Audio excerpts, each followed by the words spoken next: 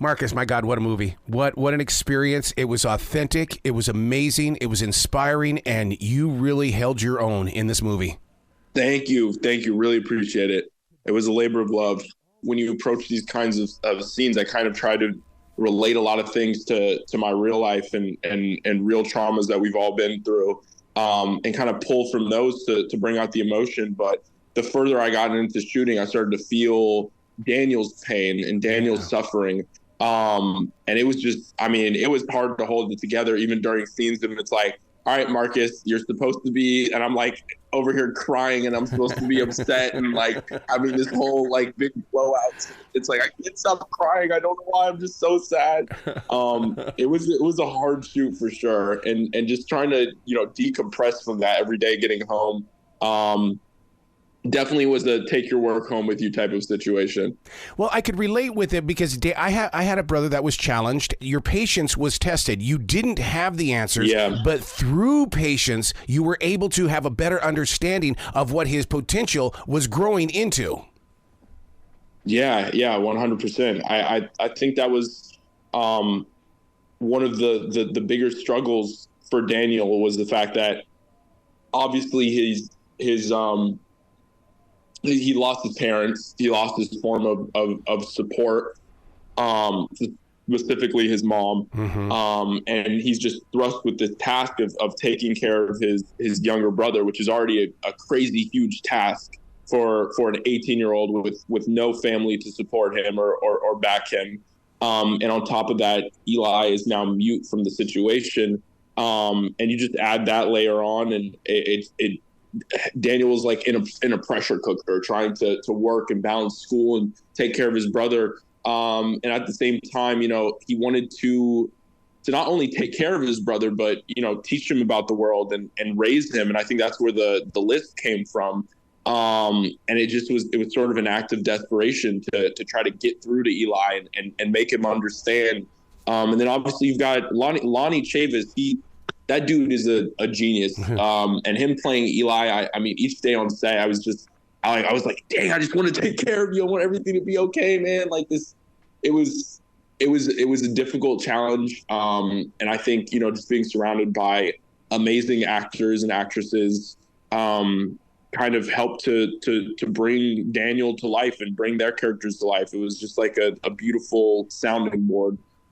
You're going to open up a lot of people's eyes with this movie in the way that you have proven to the world through this movie, How I Learned to Fly, that just because you don't have a roof over your head doesn't mean that you're a person of homelessness. You made that car your home.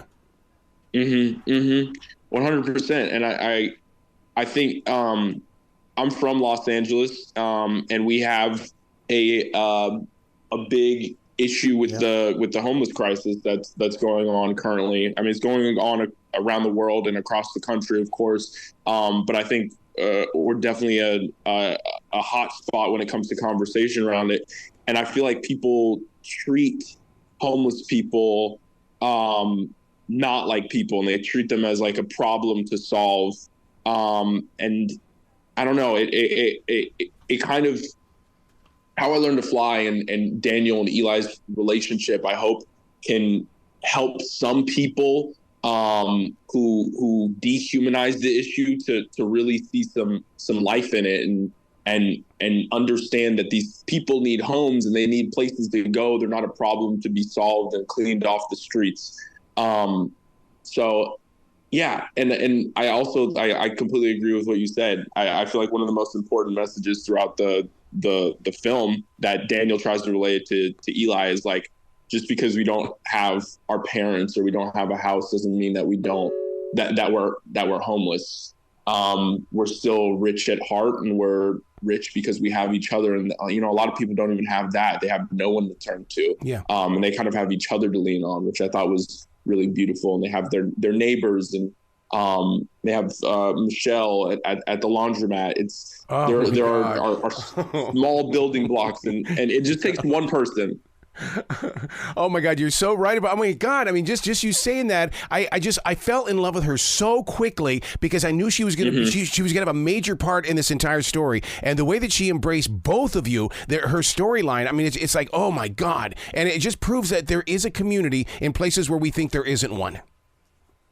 Exactly. And I think we were both Eli and Daniel were trepidatious, and she really just opened her doors and her heart to us, and showed us a good time, of course. And it just takes. I think it takes small moments of kindness like that, and reaching out to people that are struggling to make a world of a difference. Oh my God! And it started with Eli discovering the dog and locating who the owner was, and that just opened up a whole new platform, is what it did. Yeah, it definitely that part was a bit more of a comedic moment, and I kind of loved it. It was one of my favorite parts to the film. But yeah, it goes to show, Daniel was the provider and he was trying to take care of Eli, but sometimes, Eli was also leading him to gold. Yeah. I mean, at the end of the day, they're both kids. So it was a beautiful symbiotic relationship. Speaking of symbols, there is some symbolism in it, especially when it comes to when you learn how to fly. My heart is that I told my wife, I said, this is what it's like when you meditate. I feel like I'm flying. Was that what you felt in that moment? That it was just a form of meditation that enabled you to just kind of let go? What I felt mostly was the apple box in my back as we were trying to film. No, I'm completely joking. But no, you hit it on the nose. I think the flying symbolism is kind of like releasing your earthly shackles. I kind of like to think about it like, your mind is kind of traveling in a shell. Your mind is like really who you are, and it's controlling this mech suit that is your body. And so when you're dreaming and you're releasing yourself from all of the troubles and problems that you have in the world and the things that you're facing, it's really like you're flying. You can go anywhere. You can do anything. Anything is possible. And I think that's what was so important about those portions. It's important to dream is kind of what I'm trying to get at. Oh my God! And then even when you laid down in that street, first of all, I was afraid that a car was going to come by, and I was like, oh my God, what tragic could happen right now? But the way that, and looking up at those stars and stuff, a lot of people wish we had the time to just lay in the middle of the street and look at the stars. Yeah. It 100%.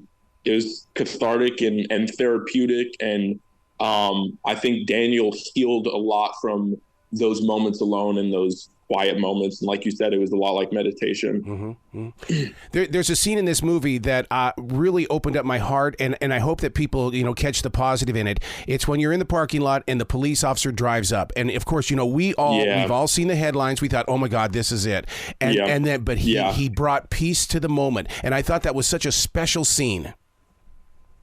Me too. And I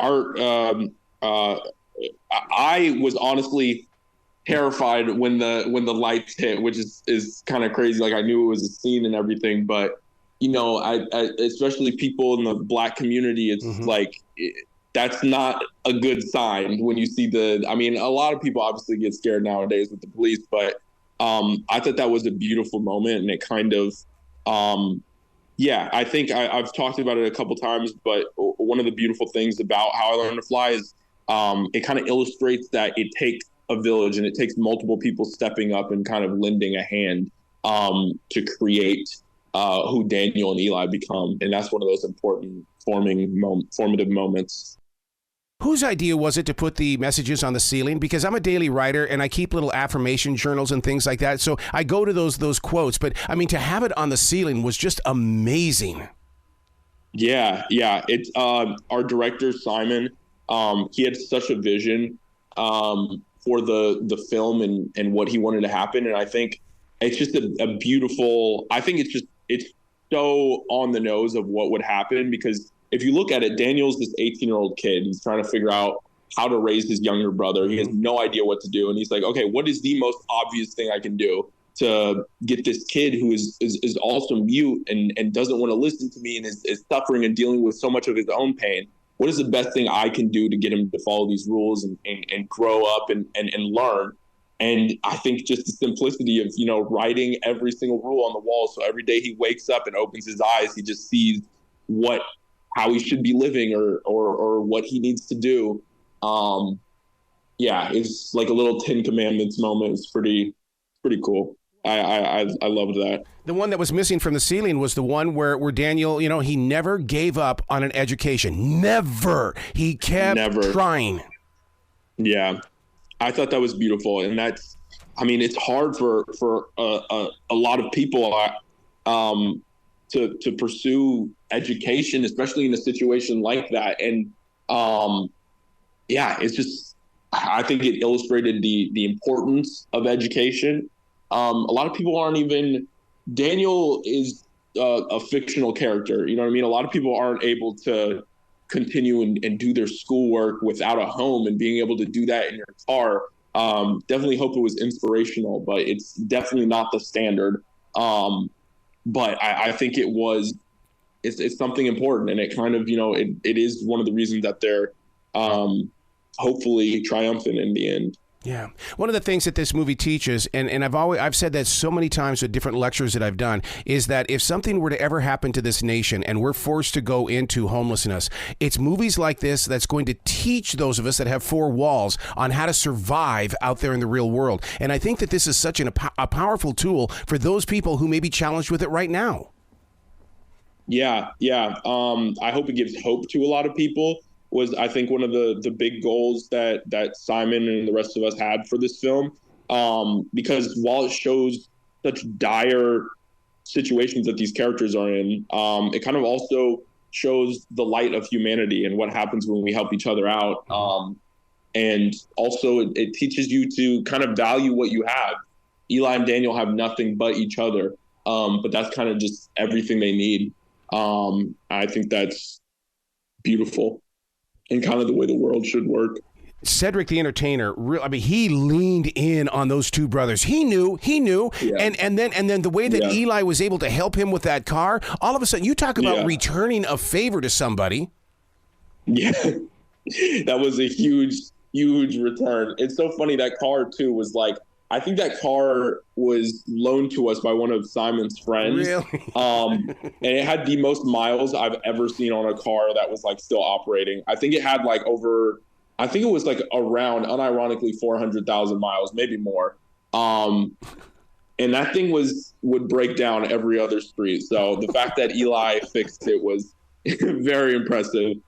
But yeah, Cedric and his character, like I said, I feel like he was one of the cornerstones of the film, even if his role was pretty short. But he brings so much humanity and so much positivity, and I feel like he acts as a role model for Eli. And like I said, it takes a couple individuals, one individual reaching out to change somebody's life, and that's what his character did, and that's what he did. He really his character is just so heartwarming. I loved it. Yeah. Going back to the house for Daniel, that had to have been a tough thing to do, because so many people, when they lose something as special as a house, or a home, I should say, but he goes back to it, and I felt that moment. It was, you didn't even have to say anything. We just felt the moment. Yeah. Man, it was crushing. I bet. For sure. And I think that shared moment, that shared understanding, because I don't even know if Eli completely understood what was happening. Mm-hmm. But, especially Daniel, who's just trying and struggling and working so hard to maintain the life that they had, and provide the best that he could for Eli. It was a crushing blow. And I think Eli can sense that, and he kind of tries to be there to allow Daniel to lean into him for support for once, because I think Daniel does a lot of lifting him up. Yeah. And he's like, okay, this is a moment when my brother needs me.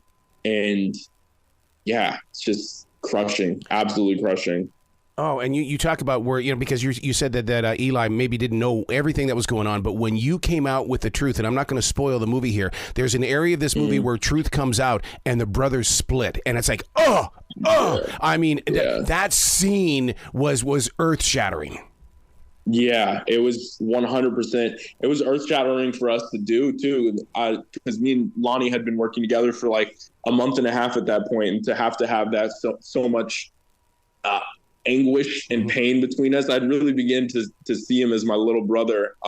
It was hard. It was difficult. And I couldn't imagine what Daniel was going through. Yeah, it's rough. One creative person to another creative person, the texture of the film, the way that, it's got its own little vibration about it. And I love the way that it looks on the screen and the way that it feels. I mean, it's got its own identity. It truly does. And that's all thanks to Simon. Simon's story, his mind, the way that it works for visuals, he was like, we had the flying sequences and everything. Everyone was like, okay, Simon, like, how are you going to do this on this budget? And it came out wonderful. It looks like I'm like literally floating through time and space and everything. His vision is insane. And I well agree. I love the color grading. I love the way it kind of desaturates the world, but also offers so much texture. It really makes it feel dirty and gritty, and I don't know. You can feel the situation that these boys are in, and it just feels kind of real. I love the way that it turned out visually. What did it feel like to be the lead actor? I mean, I realize everybody else was on the set, but this was your movie, dude. Yeah, it felt great. This was also my first time getting to executive produce. So there was a lot of stuff and a lot of firsts happening at the same time. It felt really, really good to kind of get into the nuts and bolts of this character. I feel like I had a lot of time and a lot of moments to kind of explore who Daniel was and what he wanted from life, and that was a lot of fun. I loved it. And of course, the supporting cast, they helped to bring it to life as well. Yeah. You got to come back to this show anytime in the future, Marcus. The door is always going to be open for you. Oh, I appreciate it. I had a great time. Well, great time. You be brilliant today, okay? All right. You as well. Thank you.